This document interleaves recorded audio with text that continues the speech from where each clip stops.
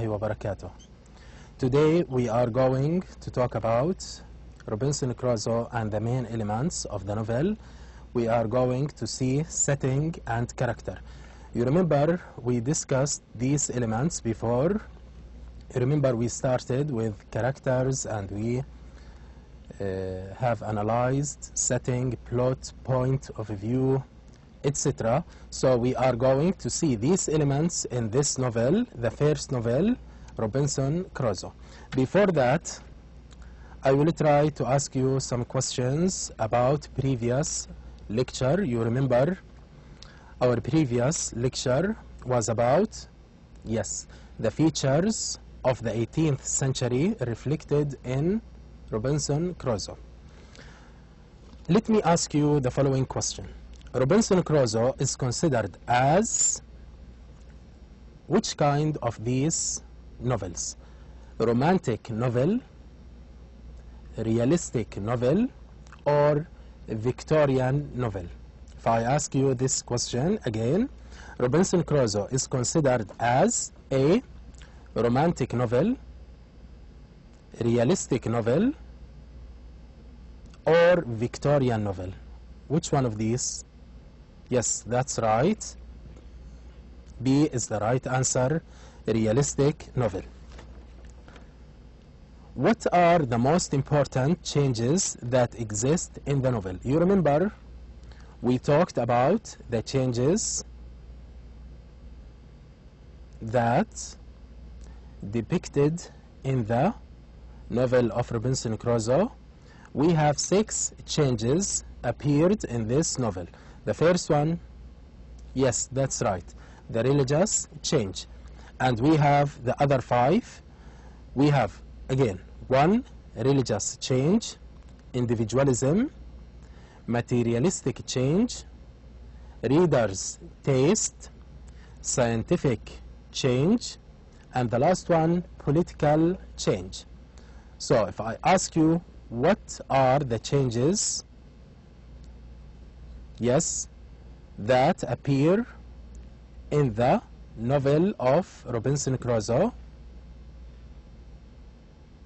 We can put 6 changes, starting from religious change, individualism, political change, scientific change, materialistic change, individualism. These are the changes. Let me ask you another question. According to James Joyce, you remember this novelist and he is a great critic. According to this critic, James Joyce, Crusoe is a colonist. He considers, yes, he considers Crusoe as a kind of what? Let's see. According to James Joyce, Crusoe is a colonist. This is a kind of a political change, religious change, or scientific change. If I say the character of Crusoe is a kind of colonial characterization, this is a kind of which change? Yes, that's right, political change. Another question, simple question. Robinson Crusoe was written in which year? 1719, 1720, or 1780? Robinson Crusoe was written in A, 1719, B, 1720, C, 1780. Which one of these? Yes, that's right. So we have the first answer is the right answer. It was written in 1719. Now let's see today's lecture.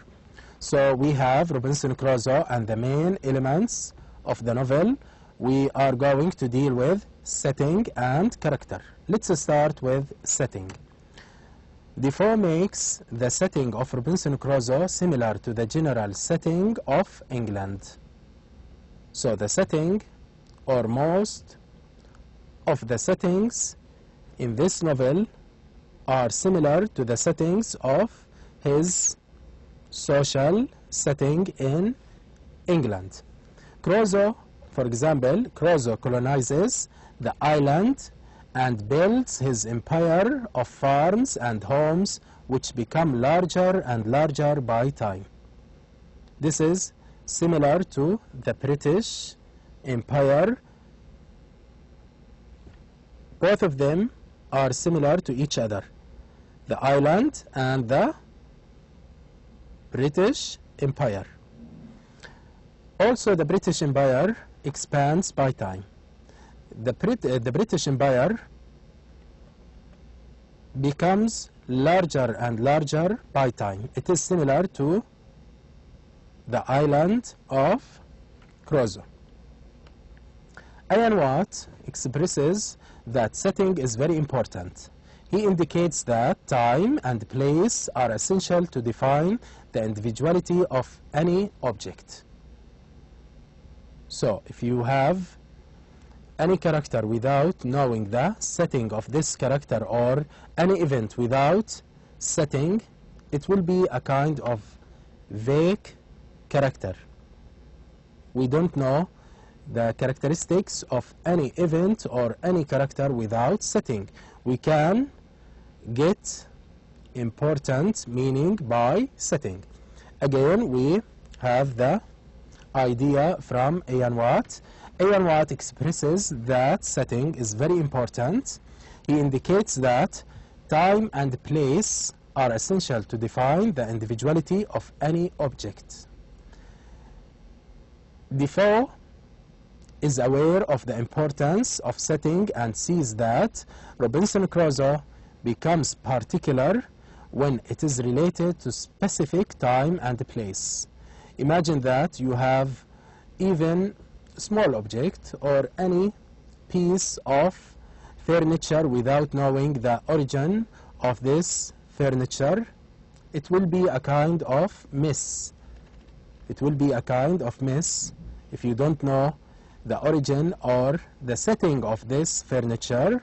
So it's very important to know some information about the place and the time of other elements in order to get more meaning from the setting. Defoe is aware of the importance of setting and sees that Robinson Crusoe becomes particular when it is related to specific time and place. His characters and other elements of the novel are given their background by the setting. Defoe tries to break with the earlier literary tradition of using timeless stories to mirror the unchanging moral varieties. Before the age of Defoe, setting was not so important in other kinds of literature. There is a lack of this interest in time and its importance in human relationships. In the previous ages, time and place were not so important for the events and for the stories, for the adventures of these kinds of literature, such as epic, romances, poems. There were no important time and place in these literary works. So there is a lack of interest in time and its importance in human relationships in the previous kinds of literature. For example, all the actions of a tragedy take only one day. Imagine that. All the actions of a tragedy take only one day. All the actions happen within one day. This is not enough to come closer to human life. In the 18th century and in novel writing, this is not accepted, since the novelist can't approach human life only within one day. It is not enough to see human life. Crusoe is interested in showing the time in his narration. He makes his calendar on the wooden cross. He gives dates to most of his actions. So time was very important for Defoe. According to Ian Watt, Defoe presented the individual life in its larger perspective as historical process. The reader can sense the personal identity during the flow of experiences in relation to time and place. Again, Defoe presented the individual life in its larger perspective as historical process. So we can follow the actions and the events in the life of Robinson Crusoe all over more than 35 years. We can follow the development of his character during this long period. The reader can sense the personal identity during the flow of experiences in relation to time and place. Defoe chooses his setting carefully, especially the isolated island. So, he is very careful to choose the kind of setting in his novel. He chooses this setting because it is isolated and he can portray the picture of life in general. This place and the long period of time are very essential in the novel. The setting contributes in the development of characters in both sides. We can see the effect of setting on, for example, one element, the character or characters in this novel. We can see the reflection of setting on characters. We can see the first reflection, we have spiritual side. Spiritual side, this setting is a good place for Crusoe to fulfill his spiritual need and understand life better. We take only one setting, which is the isolated island. This place or this setting in general is a good setting to develop spiritual life of the character. So it is good for developing spiritual life of the character of Crusoe. The other one, we can see physical side. Before that, he can discover and criticize this character, who is Robinson Crusoe, can discover and criticize wrong ideas about his society. He is alone for a long period of time. So he becomes free because of his setting. If Crusoe lives in his society, he will be not free. He will be not free. The physical side, in such surroundings, Crusoe is challenged to stay alive for limited facilities of life. So we can see Crusoe doesn't have a lot of facilities around him, but he succeeds to arrange his life to achieve his needs, to fulfill his requirements. In such surroundings, it's very difficult to live such life. In such surroundings, Crusoe is challenged. There is a kind of challenge. Is challenged to stay alive with limited facilities of life. Crusoe succeeds in both sides, spiritually and physically. So we have the spiritual side and we have the physical side. Crusoe develops his physical side and his spiritual side. Crusoe succeeds in both sides. He believes that a human being can interact with his setting and improve it as he wants. The setting helps Crusoe to undergo the following changes. The first one, Crusoe converts fear into courage. Instead of being afraid of some trivial things, he becomes courageous. The second one, he discovers his God. He discovers his real God. He believes in fate. He didn't believe in fate before, but when he becomes alone, he starts to think of incidents and other events around him, and he becomes believable in fate. He believes in fate. He appreciates human relations because of his loneliness. When someone is alone, he can sense the importance of other relationship with his family, with his friends. He becomes, yes, aware of the importance of social life. He appreciates human relations because of his loneliness. So these are the changes that happened to Robinson Crusoe. The fifth one, he becomes open-minded. Without such setting, you remember, open-minded, he becomes reasonable. He can think of scientific discoveries. He can think of making boats, etc. Without such setting, Crusoe couldn't experience these values that change him. He tries to find new information and starts to be practical in his life. There are many important things around him which can be useful, which he was unaware of them before.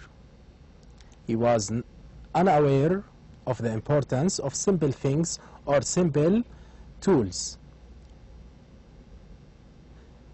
When he became alone, he became aware of the importance of these simple tools for scientific information.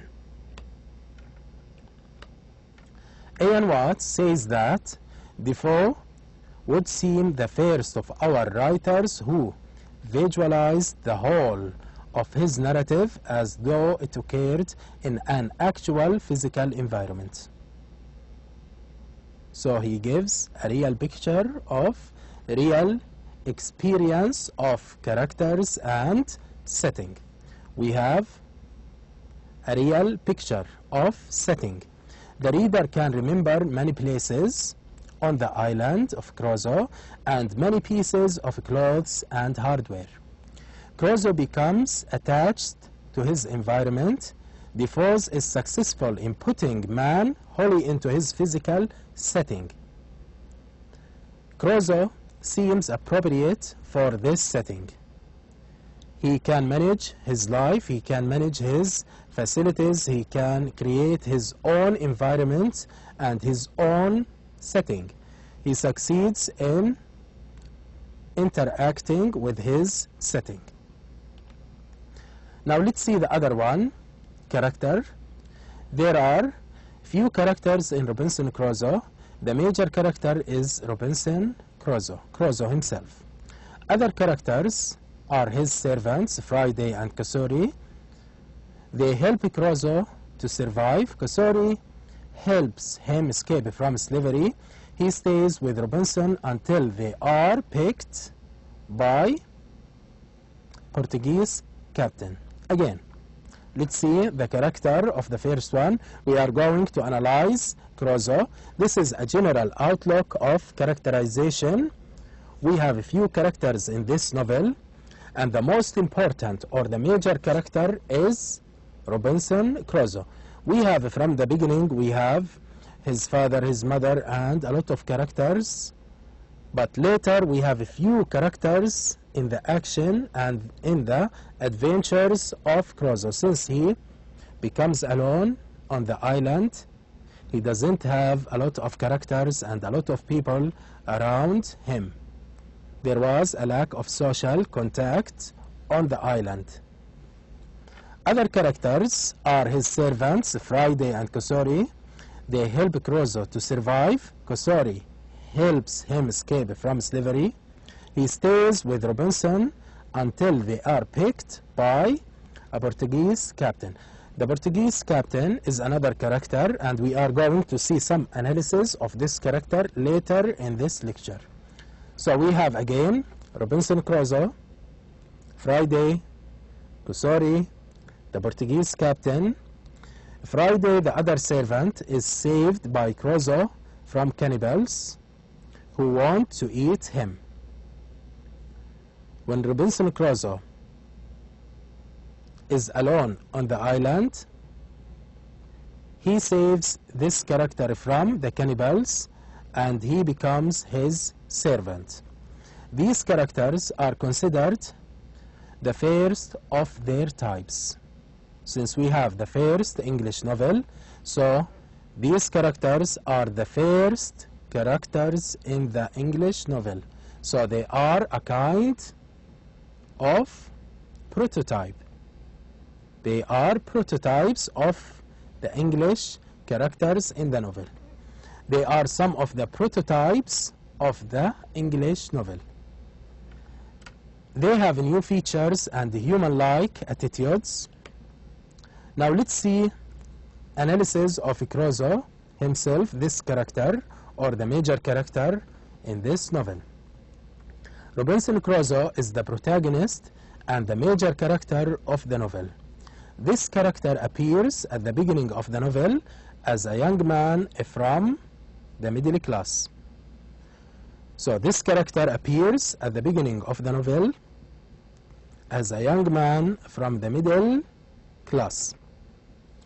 His rebellion against his father's advice to be a lawyer gives the reader a sense that this character is untraditional. He is not traditional. He thinks differently from other members of his society. So this character is different from other people around him. So again, he is the protagonist from the middle class, untraditional. He wants to achieve his individual identity. He wants to decide his future by himself. So he is free. He is free. He believes in his ability to undergo a new adventure and ready to be responsible for the consequences whatsoever. It's really brilliant to have a central character like Crusoe, who can catch the reader's attention and interest all over the novel. So again, it's really brilliant and creative to have a central character like Crusoe for a long time in only one setting, the isolated island, for a long time and within the surrounding of these things like trees, some animals and some cannibals. We have creativity in this character. It's really brilliant to have a central character like Crusoe who can catch the reader's attention and interest all over the novel. He is isolated and alone in his island. Creating such character is effective and demands a creative novelist because. So we have reasons for this creative character. The novelist is creative and the character itself is creative. Since we have this character, it demands a lot of work from the novelist Daniel Defoe. Why? We have reasons for this. The first one, most of the time, Crusoe is almost alone. So, Defoe works a lot in order to convey a real picture of this character who is alone. 2. Most of the events are about this single character. We don't have other plots, other events around other characters. They are brief and simple. But most of the events are about this central character. There isn't enough interaction with other characters. So most of the time, Crusoe is almost alone. Most of the events are about this single character, and we don't have any interaction with other people and other character. The third one, he sticks to the same place for a long time. Again, if I ask you, why is Defoe creative in depicting this character of Robinson Crusoe? The reasons, we have 3 reasons for that. First one, most of the time Crusoe is alone. Most of the events are about this single character. We don't have interaction with other characters. And the third one, he sticks to the same place for a long time. After his ship was damaged, he became alone on this island for around 28 years. So we have long time in the same place. Crusoe is not interested in being a legend or a supernatural hero. So we have another characteristic of this character. He is not a supernatural hero. On the opposite, he reveals how he is afraid and spends many nights in fear because of the footprint. We have seen this quotation. He was afraid of this footprint, only footprint. So he is human. How he is afraid and spends many nights in fear because of footprint. Robert Louis Stevenson says that the footprint scene in Crusoe was one of the 4 greatest in English literature and most unforgettable. Imagine that. This scene, according to Robert Louis Stevenson, is considered one of the greatest scenes in literature. He sleeps on trees to be far from dangerous animals. Fear is a human quality as well as courage. We can see he is afraid of simple things, and he is not so supernatural. He is normal, and he has courage and he has fear. Crusoe is a good example of the English colonist. So another characteristic of Crusoe, he is a kind of colonist. He is the king on his island. He is in control of everything around him. It's clear when Crusoe says, "My island was now peopled, and I thought myself very rich in subjects, and it was a merry reflection which I frequently made, how like a king I looked." First of all, this is to continue the quotation. First of all, the whole country was my own mere property. Secondly, my people were perfectly subjected. I have people, servants, who obey me. So we have, secondly, my people were perfectly subjected. I was absolute lord and lawgiver. They all owed their lives to me and were ready to lay down their lives if there had been occasion of it for me. So he was a kind of colonist. He was superior than others. He was in control of other characters and other servants in his island. So he is a kind of governor or a kind of lawgiver in his island. Other critics, let's see the other side of this character. As we said before, we have many characteristics of this character. We have protagonist, etc., till we reach he is superior and in control of everything in his island. Now let's see the other side of this character. Other critics say that Crusoe is not a hero, but an ordinary man who wants to survive only. There are no great deeds or events or achievements of this hero. He has no great deeds. His wealth is gained by chance. This is one reason. So his wealth is gained by chance. He became rich by chance. He is afraid most of the time. Another reason. He is afraid all the time.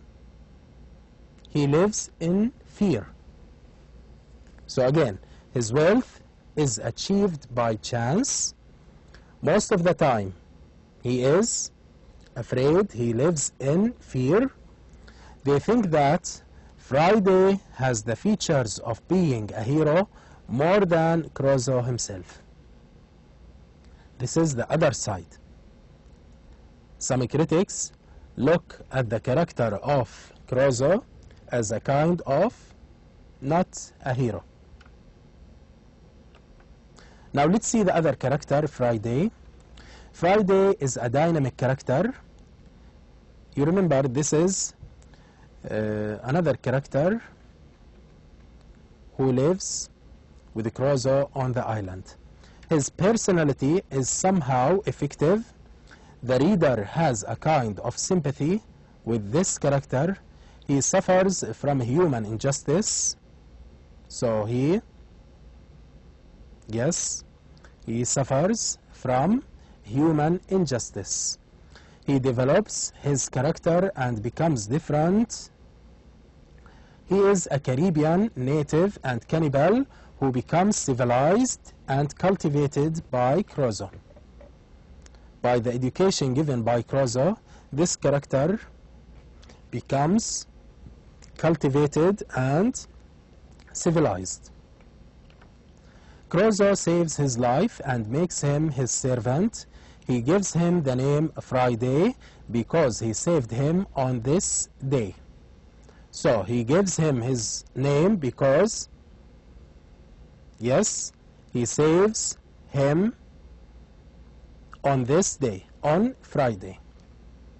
Even the name is given by Crusoe. Look at this. We can see the relationship between slave and master. Even his name is given by Crusoe. He is a good servant who follows the instructions of Crusoe. Friday has a very important rank in the literary tradition. He is a universal character that represents the colonized natives. He is a good example of supporting character. So we can see that Friday has a very important rank in the literary tradition. He is a universal character that represents the colonized natives. He is a good example of supporting character. So he is a supporting character for the major character, Robinson Crusoe. He is the first non-white character in the English novel, so he is non-white. He is a cannibal, so he is a universal prototype for cannibals, for non-white. We can sense a racial discrimination in this character. We have a racial discrimination between white and non-white. He stands for the racial discrimination, the white people and the others. We have superiority in this case. The white character, like Crusoe, is superior than the other or the non-white character who is a Friday. We can sense a difference between the white character and the non-white character. We have a racial discrimination between these two characters.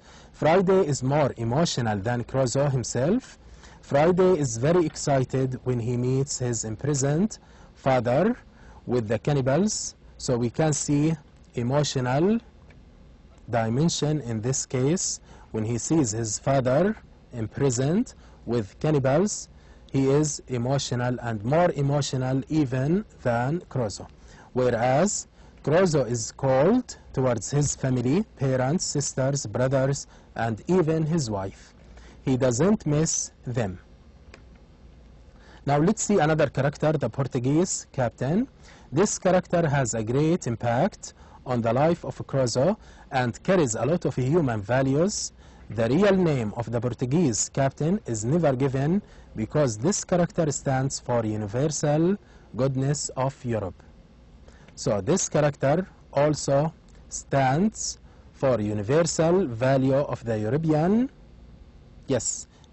civilization. Therefore, the European title is better for the purpose of this meaning. He is honest and loyal. He respects his duties toward Crusoe. He is an example of European goodness. He is generous in nature. He pays Crusoe for the animal skins and his slave instead of taking both of them as slaves.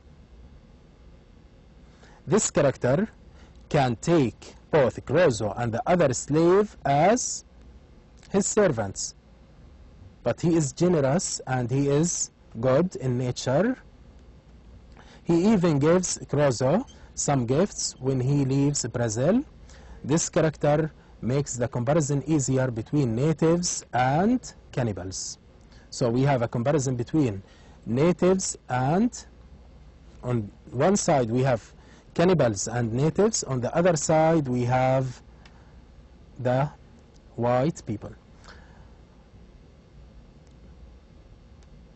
And the civilized captain who comes from Europe on the other side. So we have two sides, the European flavor on one side and the native and the cannibal on the other side. Now let's see the Spaniard, another character. He is a man from the Spanish. He is a man from the Spanish ship which is damaged near the isolated island of Crusoe. He is captured by cannibals. They want to eat him, but Crusoe saves his life. Kosori, this is another character. He is a slave who escapes with Crusoe when he was a slave to Insali. There were two slaves with Crusoe.